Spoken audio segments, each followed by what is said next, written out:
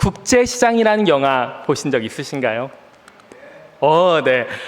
저번 제가 새벽 예배 때 이태원 클래스 이야기를 했는데 많이 보신 분들 있어서 공감대가 형성이 돼서 굉장히 좋았는데, 또 국제시장도 보신 분들이 많아서 더 좋은 것 같습니다. 이 영화는요, 2014년도에 개봉한 영화인데요, 1,000만 명이 돌파한 영화예요. 굉장히 인기를 끈 영화죠. 많은 사람들에게 큰 감동을 주었고요, 많은 사랑을 받았습니다. 이 영화의 배경은 1950년 한국 전쟁의 발발로 시작됩니다. 덕스라는 소년의 가족은 원래 함경남도 홍남시에 살고 있었습니다. 그들은 전쟁이 터지자 중공군의 침공 소식을 듣고 서둘러 피난길에 오릅니다. 피난 과정에서 덕수의 여동생 막순이가 배에서 떨어지고 덕수의 아버지는 막순이를 구하기 위해 배에서 내립니다. 아버지는 덕수에게 가족을 데리고 고모네가 살고 있는 부산 국제시장 꽃분이네에 가 있으라고 당부하며 뒤쫓아 간다고 말합니다. 덕수의 가족은 무사히 국제시장의 꽃분이네에 도착을 하게 됩니다. 덕수는 어린 나이에도 불구하고 가장이 되어 가족을 부양합니다. 그는 구두 닦기를 시작으로 독일의 강부로 파견되기도 하고 베트남 전쟁에도 참여를 합니다. 가장으로서 최선을 다한 거죠. 이 모든 시간 동안 덕수는 가족을 위해 헌신하며 고모부가 몰래 팔려고 했던 이 꽃분이네를 인수하여 평생도록 운영을 합니다. 시간이 지나 덕수도 장가를 가고 자식들도 낳고 할아버지가 되었죠.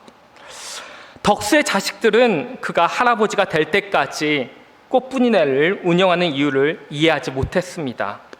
이미 이제는 충분히 잘 살고 있으니 굳이 가게를 운영하면서 고생할 필요가 없다고 생각한 것이죠. 그리고 꽃분이네는 이제 도시가 개발이 되고 위치가 좋아지게 되자 가게를 팔면 많은 돈을 벌 수 있었기 때문입니다. 그러나 덕수는 아무리 돈을 많이 줘도 가게를 절대 팔지 않겠다고 선언을 합니다.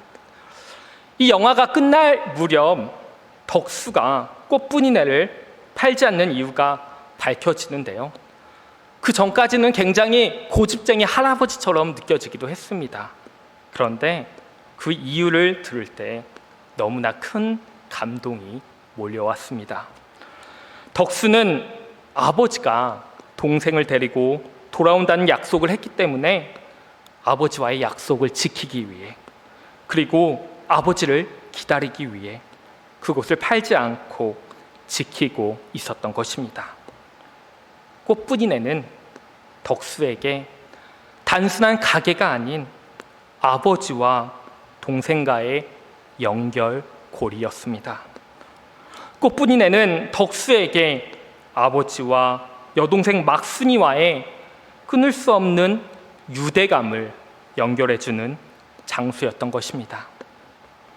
저는 이 영화를 통해 하나님과 우리를 연결시켜주는 연결고리인 예수님에 대해 더 깊게 생각을 하게 되었습니다. 오늘 표기하신 말씀을 보면 예수님께서 나는 포도나무요 너희는 가지라 그가 내 안에 내가 그 안에 거하면 사람이 열매를 많이 맺나니 날 떠나서는 너희가 아무것도 할 수 없음이라 라고 말씀하십니다. 예수님은 우리가 주님 안에 속한 생명이라는 것을 포도나무와 가지의 비유를 통해 알려주셨습니다. 우리는 예수라는 포도나무의 가지입니다. 하지만 포도나무와 가지를 분리할 수는 없습니다. 나무 없는 가지가 있을 수 없고 가지 없는 나무도 생각하기 어렵기 때문입니다. 가지가 있어야 나무도 꽃도 피우고 열매도 맺을 수 있습니다. 포도나무와 가지는 하나입니다. 마찬가지로 우리는 예수님과 분리될 수 없는 관계 안에서만 온전한 생명을 누릴 수 있습니다. 복음의 본질은 주님과의 연합이며 주님 안에 거하는 삶입니다. 이는 단순한 신학적 개념이 아니라 실제로 우리의 삶의 변화를 가져오는 능력입니다. 아버지 하나님과의 온전한 연합은 하나님을 믿는 우리에게 신학적 주제가 아닌 매일 우리의 삶 속에서 경험되어야 할 실제입니다. 주님 안에 거할 때 우리는 하나님의 사랑과 은혜를 깊이 체험하며 그분의 능력을 통해 변화된 삶을 살아가게 됩니다. 예수님은 포도나무와 가지의 비를 통해 우리가 예수님과의 깊은 연합을 통해 생명을 얻고 열매를 맺을 수 있음을 보여줍니다. 그런데 문제는 가지가 열매를 맺냐는 것입니다. 2절 말씀을 다 같이 보겠습니다. 한 목소리로 함께 읽을까요? 무릇 내게 붙어 있어 열매를 맺지 아니하는 가지는 아버지께서 그것을 제거해 버리시고 무릇 열매를 맺는 가지는 더 열매를 맺게 하려 하여 그것을 깨끗하게 하시느니라. 아멘. 포도원 농부는 열매를 맺지 못하는 가지는 잘라냅니다. 농부가 가지치기를 하는 것은 나무를 미워해서가 아니라 아끼기 때문이죠. 하나님을 믿는다고 하면서도 믿는 자답게 살지 않는 이들은 이미 생명을 잃은 가지들입니다. 그 가지들은 잘려나갈 수밖에 없다는 것이죠. 그러나 때로는 열매를 맺는 가지를 자를 때도 있습니다. 질 좋은 포도를 맺게 하려는 것이죠. 우리는 한 생애를 살아가면서 여러 가지의 고통과 아픔들을 경험합니다. 건강의 이상이든 가족의 문제든 실패의 쓰라림이든 외로움이든 오해받는 데서 오는 아픔이든 원치 않는 장벽에 부딪힐 때가 참 많습니다. 그런 장벽 앞에 서면 암담합니다. 앞이 보이지 않습니다. 막막합니다. 하지만 잠시 멈춰서서 정신을 가다듬고 보면 그것은 우리 생의 지평을 넓히라는 초대장이기도 합니다. 세상의 고통을 좋아하는 사람은 아무도 없습니다. 하지만 고통은 예외 없이 찾아옵니다. 우리에게 다가옵니다. 고통은 두려워하는 이들, 회피하려는 이들에게는 더 자주, 더 끈질기게 찾아오는 반갑지 않는 손님입니다. 그러나 우리는 고통을 통해 우리의 신앙이 더 깊어지고 하나님을 더 의지하며 믿음이 성장할 때가 많이 있습니다. 13세기 아프가니스탄의 신비가인 루미의 잠언에 이렇게 기록되어 있다고 합니다. 한번 보시겠어요? 제가 읽겠습니다. 한 번 문제를 때마다 그렇게 투덜거리면 어떻게 내 거울을 닦으란 말이냐. 고통은 우리를 닦아 깨끗한 존재로 만들어주는 계기이기도 합니다. 고통을 미워할 생각은 없습니다. 다만 우리가 기억해야 할 것이 있습니다. 우리 삶에서 불필요한 것들을 잘라내는 아픔을 겪을 때야말로 하나님께서 가장 가까이 계시는 순간이라는 것입니다. 눈을 뜨고 돌아보면 시련의 시간이야말로 구원의 날이요 은혜의 날인 것을 경험할 때가 참 많습니다. 주님이 보여주신 아름다운 생의 열매를 맺고 싶다면 우리는 그분 안에, 하나님 안에, 예수님 안에, 포도나무 안에 머물러야 합니다. 요한복음 15장 6절에서는 사람이 내 안에 거하지 아니하면 가지처럼 밖에 버려져 마르나니 사람들이 그것을 모아다가 불에 던져 사르느니라 라고 말씀하셨습니다. 주님 안에 거하지 않으면 우리는 마치 버려진 가지처럼 말라버리고 결국 쓸모없게 된다는 말씀입니다. 이 구절은 하나님 아버지로부터 끊어진, 즉 하나님과 단절, 영어로는 cut off라고 하죠. 하나님과 단절된 죄인에게 주어진 결과입니다. 죄는 하나님과 끊어지는 것입니다. 방향이 바뀌어지는 것입니다. 웨슬리는 원죄와 성경적인 구원의 길 설교에서 죄를 하나님의 뜻으로부터 고의적이고 의도적으로 돌아섰고 하나님의 사랑과 은혜를 거부한 것으로 정의했습니다. 아담과 하와가 하나님 앞에 죄를 지었을 때 하나님과의 관계가 단절의 문제로 일어났습니다. 아담과 하와의 죄는 그들을 하나님과의 친밀한 교제에서 끊어지게 했습니다. 이는 죄가 하나님과 인간 사이에 장벽을 세우고 영적 단절을 초래한다는 것을 보여줍니다. 여기서 이론적으로 죄를 하나님으로부터의 단절로 정의하는 것은 중요합니다. 하지만 한 발 더 나아가 저는 이러한 진리를 우리의 삶 속에서 적용하는 것이 중요하다고 믿습니다. 우리는 때때로 혹은 자주 이런 말을 하곤 합니다. 요즘 너무 힘들고 너무 지쳐. 실제로 우리가 살아가는 현실이 너무 힘들고 지치게 만드는 것도 사실입니다. 이런 어려운 상황에서 우리는 기도하며 극복해 나가려고 노력해야 합니다. 물론 힘들고 어려운 상황 속에서 기도로 이겨내려 하는 것 정말 중요하죠. 하지만 우리가 이토록 힘들고 어려운 이유를 아는 것도 중요합니다. 여러분, 그 이유는 무엇일까요? 너무 삶의 자리가 어려워서인가요? 문제 많은 사람들이 내 주변에 있어서 그런 걸까요? 본인의 능력이 부족하고 연약해서 지치고 넘어지는 것일까요? 우리는 자주 그렇게 생각합니다. 그러나 성경이 제시하는 이유는 우리의 생각과 다릅니다. 성경은 우리로 하여금 우리가 온전히 하나님 안에 거하고 있는지에 대해 이야기합니다.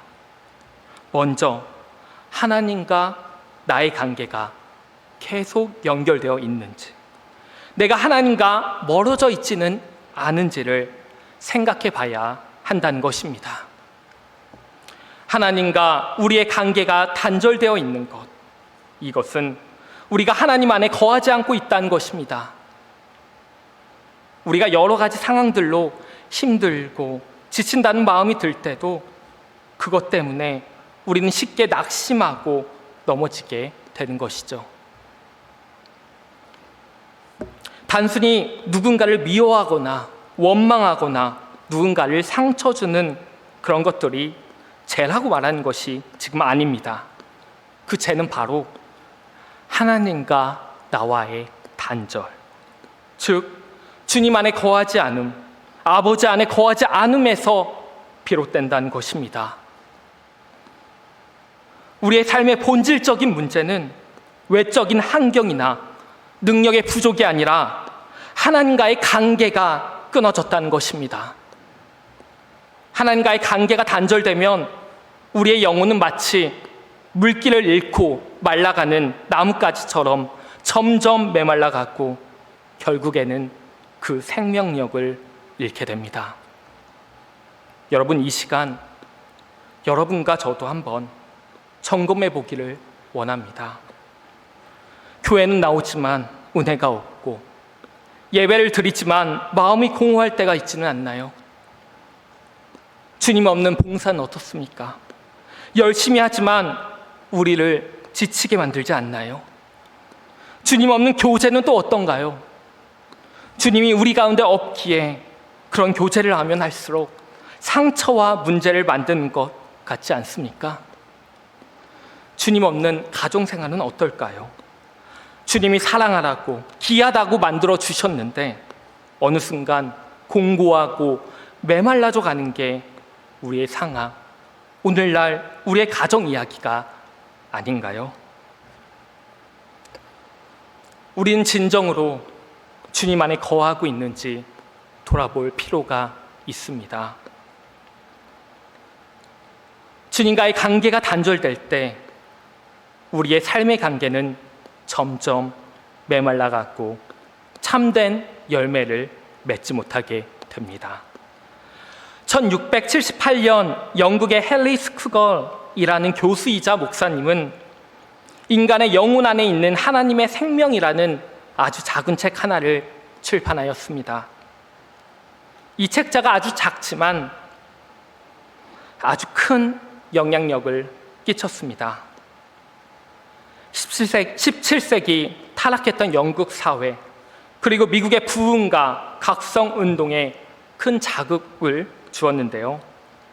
이 책은 많은 신학자 및 설교자들에게 큰 울림을 허락했는데요. 그 울림을 받은 사람 중에서는 감리교 창시자 존 웨슬리 목사님도 있습니다. 또한 17세기 최고의 설교가인 조지 히필드도 있었습니다. 히필드는 하나님이 나에게 이 훌륭한 책을 보내주시기까지 나는 진정한 종교가 무엇인지 몰랐다라고 말하면서 이 책이 자신의 회심의 도구가 되었다고 말합니다. 이 책의 내용을 간단히 소개해드리고 싶은데요. 조금 어렵게 느껴질 수 있지만 함께 살펴보면 좋겠습니다. 스쿠걸 목사님은 다음과 같이 말합니다.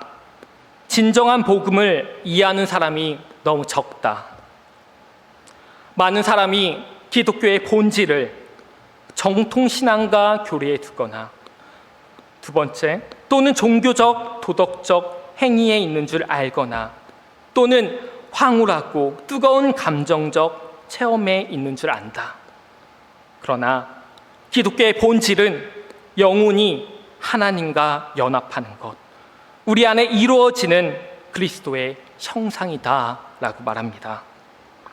정통신앙과 교리 지키는 것 굉장히 중요합니다. 굉장히 귀합니다. 그러나 목사님은 그것이 본질이 아니라는 것입니다. 또한 종교적, 도덕적 행위에 있는 줄 알거나 이것 또한 굉장히 중요합니다. 구제, 성령의 체험을 아무리 강조한다고 하지만 이게 기독교의 본질이 아니라는 것입니다. 기독교의 본질은 나의 영혼이 하나님과 연합하는 것, 우리 안에 이루어지는 그리스도의 형상이 우리 안에 드러나는 것입니다. 하나님과 진정 연결되어 있어서 우리가 주님 안에 머물며 주님을 닮아가며 살아가는 것이 기독교의 본질이라는 것입니다. 그렇게 주님과 하나 되어 하나님께 돌아가는 것을 회복하는 것이 기독교의 본질인 것입니다. 여러분과 저 자신 스스로에게 한번 물어보면 좋겠습니다. 여러분과 저는 지금 어디로 향하고 있습니까? 우리의 마음과 우리의 생각과 말, 그 모든 것을 주님 안에서 하고 있나요? 아니면 문제 안에 갇혀 계신가요? 여러분과 저의 삶에 메마름과 궁핍함이 있나요? 주님 안에서 교회를 섬기고 계신가요?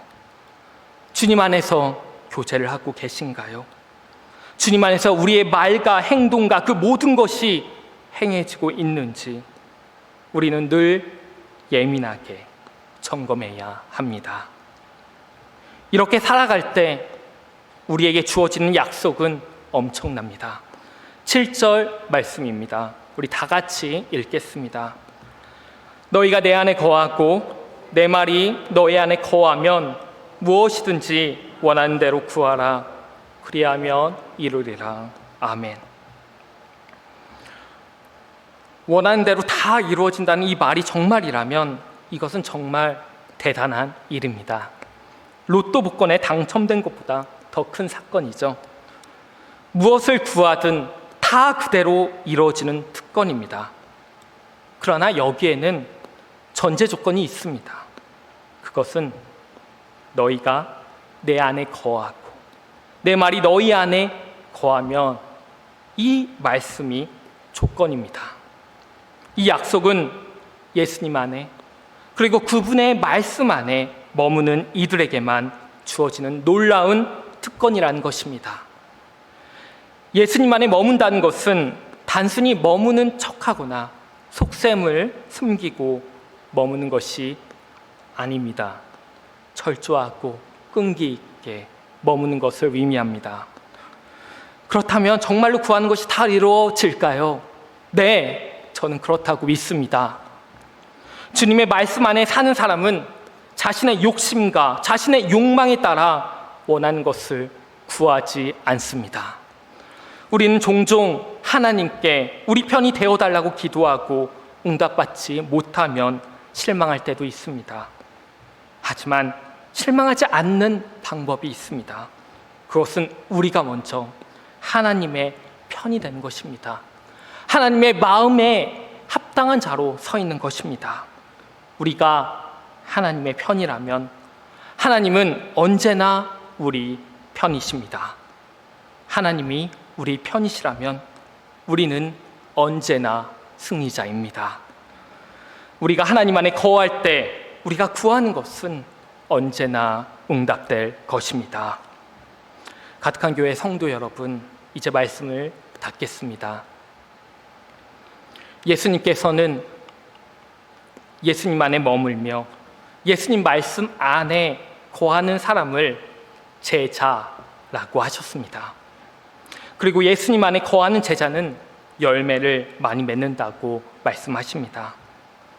예수님과 깊이 연합하여 그분의 말씀을 따라 살아가는 제자는 자연스럽게 사랑, 기쁨, 평화, 인내, 친절, 선함, 성실, 온유, 절제, 이 성령의 열매를 맺게 됩니다. 이러한 열매는 우리의 삶과 주변 사람들에게 긍정적인 영향을 미칩니다. 열매를 맺고 있는 예수님의 제자들에게는 웃음과 기쁨과 희망이 넘쳐납니다. 자신을 자랑하지 않습니다.